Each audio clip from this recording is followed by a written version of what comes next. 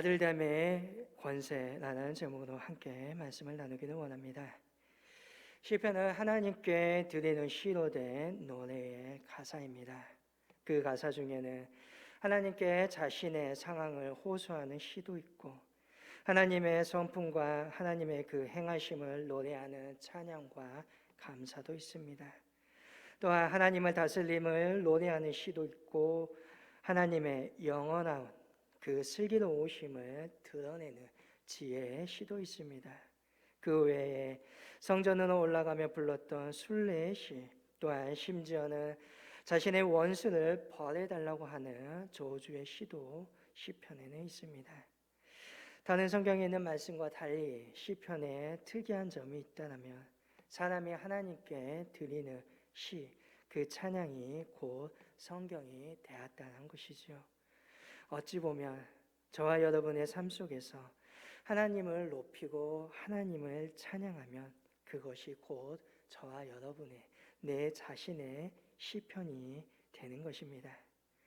그런데 하나님께 올려드리는 찬양, 기본적으로 굉장히 기쁜 것임에도 불구하고 아이러니하게 우리가 찬양을 할 때 인생이 잘 풀리거나 많은 것을 누리고 있을 때 이 시편이 사실 눈에 들어오지 않습니다. 그러다가 갑자기 건강이 악화되거나 병상에 눕거나 내 삶이 꼬이기 시작할 때, 앞뒤가 꽉꽉 막혀 있어 어떻게 할지 모르는 그 상황이 되면 그때 시편의 말씀들이 왜 그렇게 깊이 있게 다가오는지 모르겠습니다. 그리고 이것이 곧 하나님의 말씀인 것을 다시금 깨닫게 됩니다.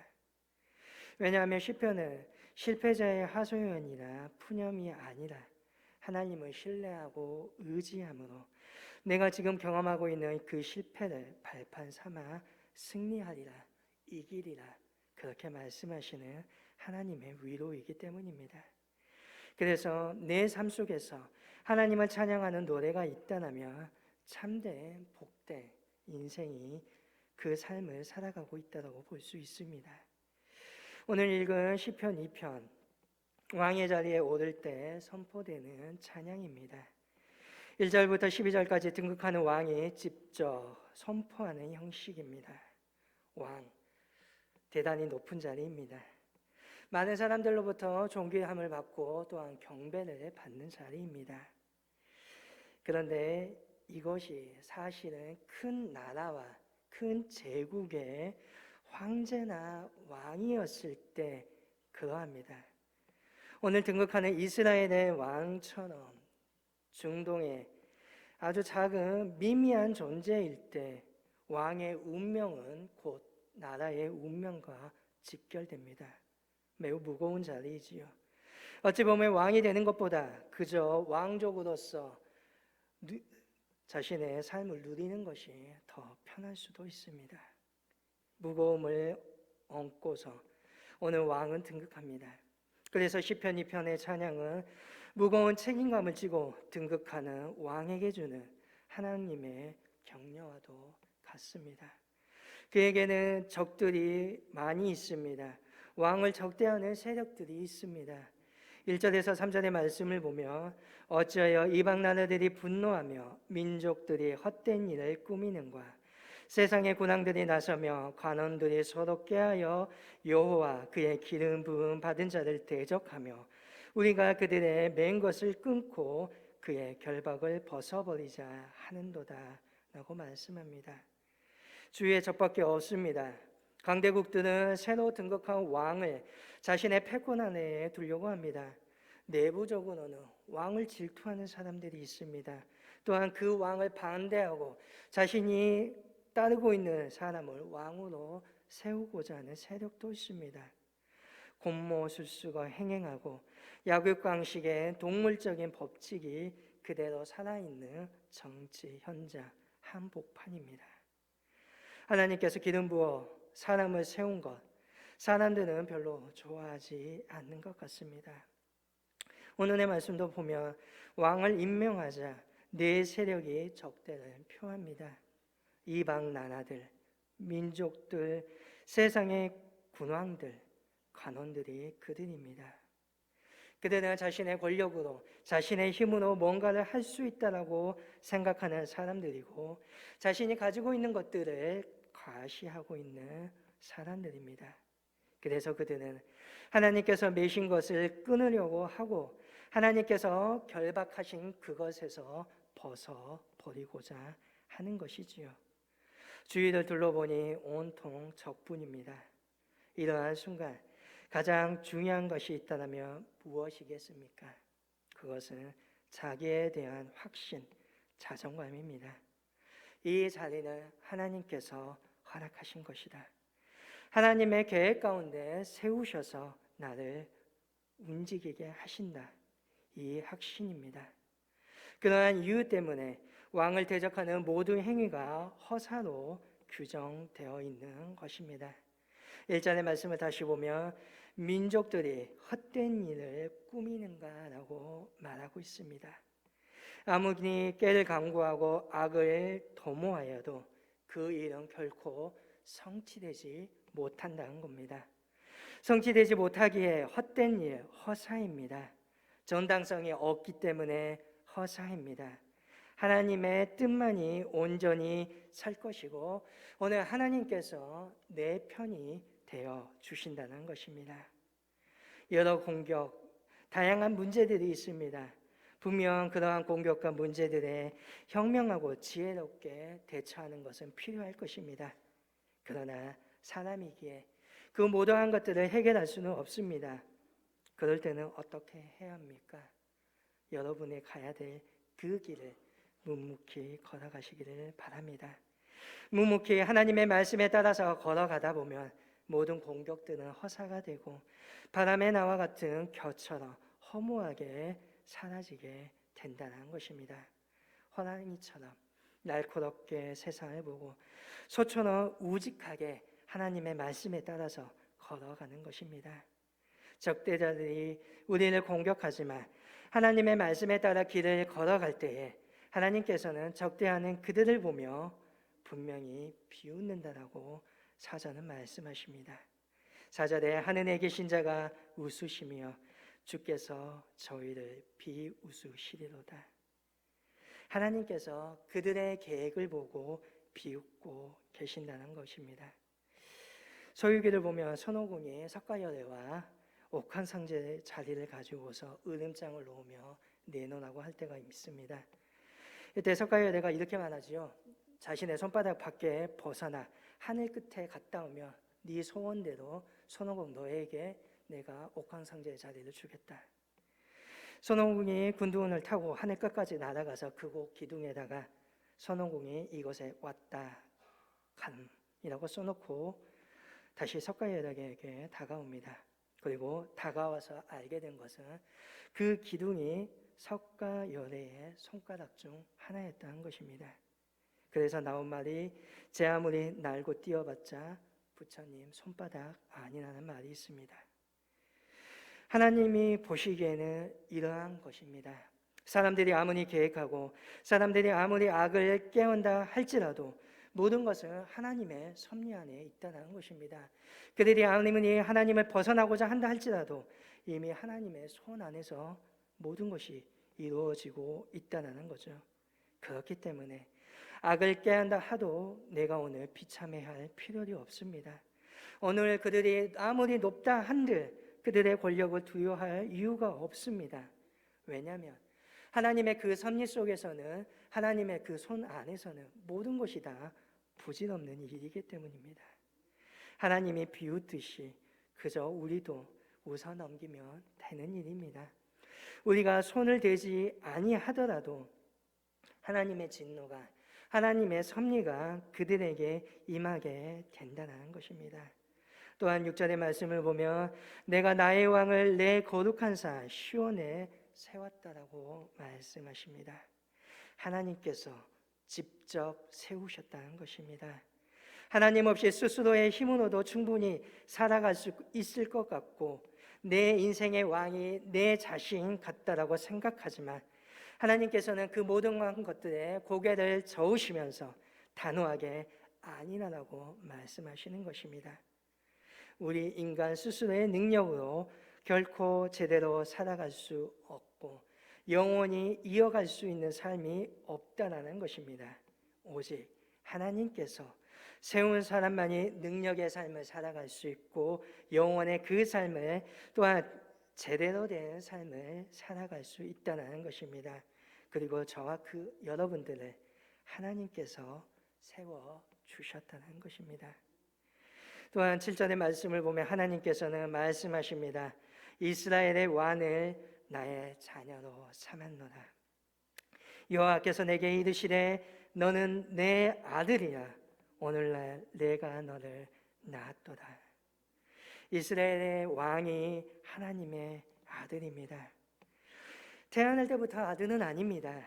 양자의 개념이지요. 또한 하나님이 오늘 이스라엘의 왕 바로 너를 사랑한다라는 뜻입니다. 세상에 많은 군왕들이 있습니다. 이스라엘의 왕뿐만 아니라 수없이 많은 대국의 왕들이 있음에도 불구하고 이스라엘의 왕 너만을 인정하겠다는 것입니다. 당시 이스라엘 주변을 보시길 바랍니다. 큰 제국으로 애굽이 있었고 아수르가 있었고 바벨론이 있었습니다. 작은 국가들로 아람과 시돈과 에돔과 블레셋 수없이 많은 군소의 왕들이 있었습니다. 그럼에도 불구하고 하나님께서는 이스라엘의 왕을 내 아들로 삼으시고 너만을 사랑하겠다라고 말씀하시는 것입니다. 세상의 나라를 나는 아는 바 없고 오직 너 하나 이스라엘 너 왕만을 내가 알 뿐이라고 주님은 말씀하고 있는 것입니다. 아들들을 군대로 보내신 부모님들은 아실 것입니다. 훈련소에서 훈련을 받고 있는 내 아들들의 사진을 찍어서 단체 사진을 찍어서 올려주거나 옛날에는 보내줬습니다. 다 보시면 알겠지만 머리가 짧고 같은 군복에 군모를 쓰고 있습니다. 때로는 훈련을 받은 내 아들이 진짜 새까맣게 타가지고 사진 속에 있습니다. 그런데 부모님은 아버지와 어머니는 어떻습니까? 그 사진 속에서 금방 그렇게 똑같은 얼굴, 똑같은 짧은 머리, 시꺼멓게 탄 얼굴, 군복을 입고 있지만 금방 내 아들을 찾게 됩니다. 왜 그렇습니까? 내 아들은 나에게 특별한 선택이기 때문입니다. 내 아들은 내 사랑이기 때문입니다. 부모에게 자녀의 얼굴은 무엇을 하든지 간에 빛이 나기 때문입니다. 오늘 하나님에게도 저와 여러분이 그러한 존재라는 것입니다. 죽을 수밖에 없는 나를 예수 그리스도로 말미암아 살리시고 자녀를 삼아 주셨다는 것입니다. 수없이 많은 사람들이 있지만 연약한 나를 사랑하고 또한 돌보아 주시고 나만을 바라봐 주시겠다는 것입니다.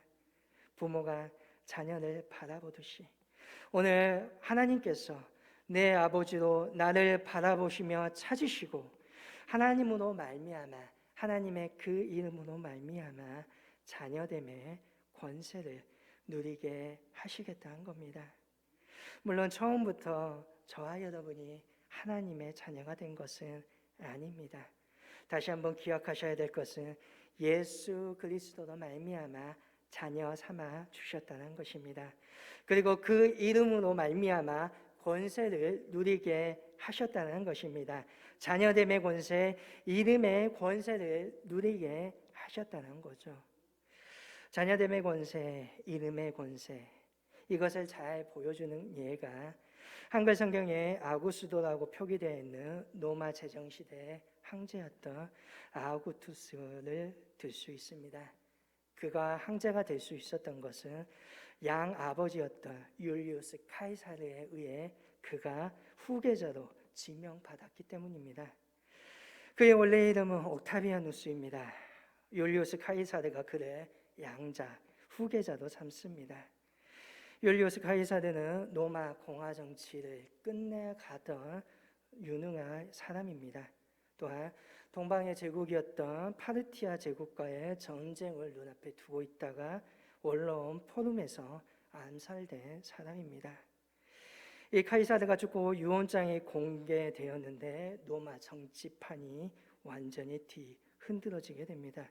왜냐하면 그 유언장에는 후계자로 18살의 옥타비아누스가 지목되었기 때문이죠. 옥타비아누스, 전통 귀족이 아닙니다. 그렇다고 해서 로마 시대의 주요 직책, 중요한 자리에 앉았던 가문의 사람도 절대 아닙니다.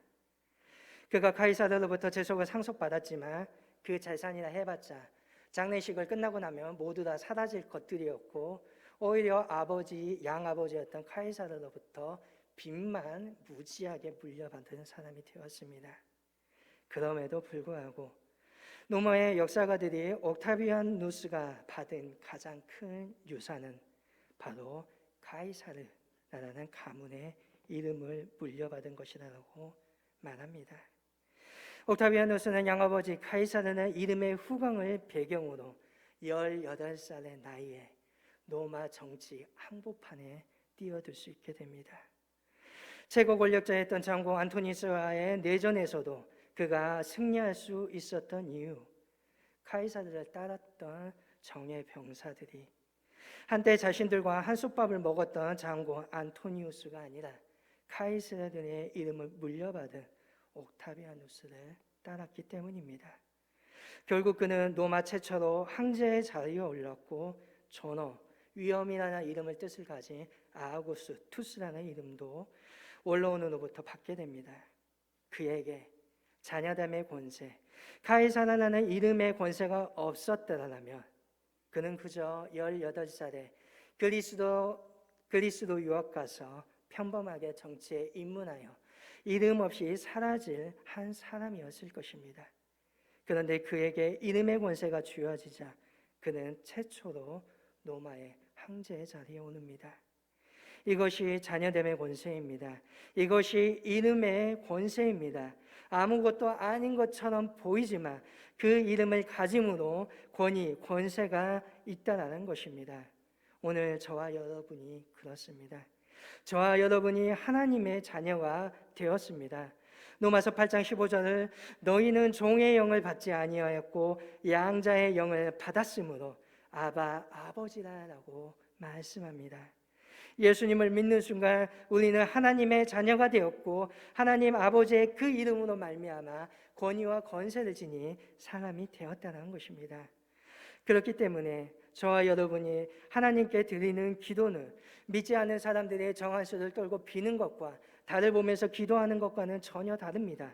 왜냐하면 저와 여러분은 하나님의 그 음성을 듣고 하나님께서 오늘 내 아들아, 내 딸아, 너 기도하고 있는 그것을 내가 이루어 주겠다라고 말씀하고 있기 때문입니다. 세상 속에서 분명 나라고 하는 사람은 너무나 초라하고 보잘것없는 것처럼 보입니다. 거대한 파도처럼 운명처럼 내 앞에 다가오는 것들을 보면 너무나 무기력합니다. 그러나 하나님께서는 말씀하십니다. 너는 내 아들이라, 너는 내 딸이라. 너의 기도하는 그 가운데 내가 너에게 음성을 들려주고 샘을 솟아나게 하리라. 그렇게 말씀하십니다. 또한 하나님은 너만을 알고 너를 사랑하는데 너가 세상 속에서 무엇이 두렵겠느냐라고 말씀하십니다. 이것이 오늘 하나님의 이름을 지닌 하나님의 자녀됨의 권세를 가진 우리의 모습인 것입니다. 하나님께서는 저와 여러분이 능력의 사람들이 되시기를 원합니다. 그렇기에 구해야 하는 것들이 있습니다. 8절의 말씀을 보면 내게 구하라, 내 열방을 유업으로 주리니 내 소유가 땅끝까지 이르리라 라고 말씀하십니다. 소유를 늘리고 용토를 늘려 거대한 제국주의 국가가 되라고 하는 것이 아닙니다. 아브라함에게 말씀하셨던 것처럼 그것을 잘 보면 오늘 하나님의 뜻을 알 수가 있습니다. 창세기 12장 3절에 말씀하십니다. 땅의 모든 족속이 너로 말미암아 복을 얻을 것이라. 이웃과 모든 족속이 오늘 나로 말미암아 우리로 말미암아 잘되게 하는 복의 사람이 되게 하는 것, 그것이 하나님의 목적이라는 것입니다. 신약의 말씀도 마찬가지입니다.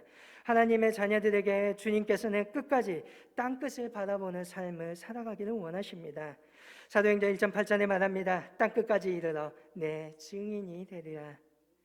내 생활이 나만의 공간, 내가 생각하고 있는 그 바운더리에 갇혀 있는 것이 아닙니다. 하나님께서는 저와 여러분에게 엄청난 기대를 하고 계십니다.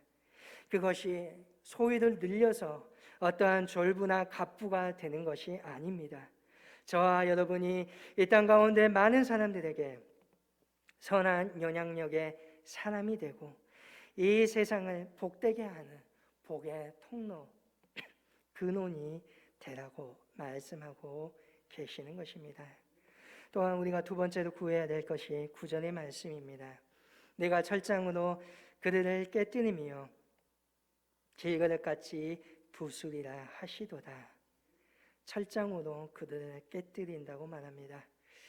예굽에 보면 왕이 연례적으로 행하는 의식 중에 하나가 도자기에 주변의 왕들의 이름을 쓰고 철장으로 깨뜨리는 것입니다. 산산이 부수고 짓밟는 의식을 통하여서 자신의 힘을 가시하는 것이지요. 왕에게는 힘이 있어야 합니다. 그런데 그 힘이 자신이 가지고 있는 그 몽둥이로 백성들을 때려잡는 것이 아닙니다. 백성의 생명과 안전을 위협하는 내부와 외부로부터 보호하고 문제를 해결하는 힘입니다. 그렇기 때문에 겸손함이 더욱 요구합니다. 겸손함은 비굴함이 아닙니다. 자신의 위치, 자신이 왜 이곳에 서 있는지를 아는 것입니다. 만약에 쉽게 생각하면 이스라엘 왕이 철장의 권세를 가지고서 강대국들 사이에서 힘을 쓴다고 생각해 보시길 바랍니다. 어떻게 되겠습니까? 민족은 분명히 바로 위험에 빠지게 될 것입니다. 그런데 주님께서는 우리에게 그 철장의 권세를 주십니다. 그것은 내 힘으로 누군가를 억누르는 것이 아니라 바로 그 권세로 어둠의 권세가 나를 침범하지 못하게 하는 것입니다. 예수님의 그 이름으로 우리는 모든 어둠의 권세, 악한 영과 대적하는 것입니다. 또한 내가 오늘 하나님의 말씀 안에 있을 때 내가 결정하는 그것이 곧 하늘의 결정이 되게 하는 것입니다. 마태복음 18장 18절에 말합니다. 진실로 너희에게 이르노니 무엇이든지 너희가 땅에서 매면 하늘에서도 매일 것이요 무엇이든지 땅에서도 풀면 하늘에서도 풀리라 라고 말씀하십니다. 또한 요한복음 15장 7절에 우리에게 말씀하십니다. 너희가 내 안에 거하고 내 말이 너희 안에 거하면 무엇이든지 원하는 대로 구하라 그리하며 이루리라. 오늘 우리에게 이룰 수 있는 권세, 그 힘을 주시겠다는 것입니다.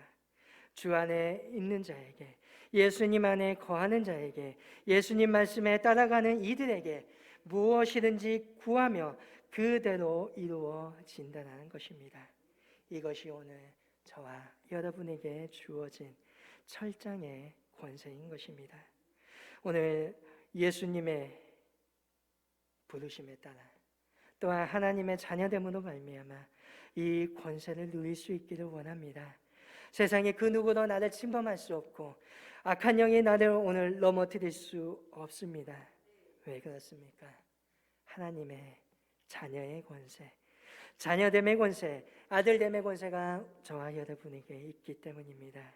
이 권세로 날마다 승리할 수 있는 저와 여러분이 되시기를 원합니다. 이 권세로 이 땅에 아무리 두렵고 어렵다 할지라도 꿋꿋이 믿음의 길을 걸어가는 저와 여러분 될 수 있기를 주님의 이름으로 간절히 축복합니다.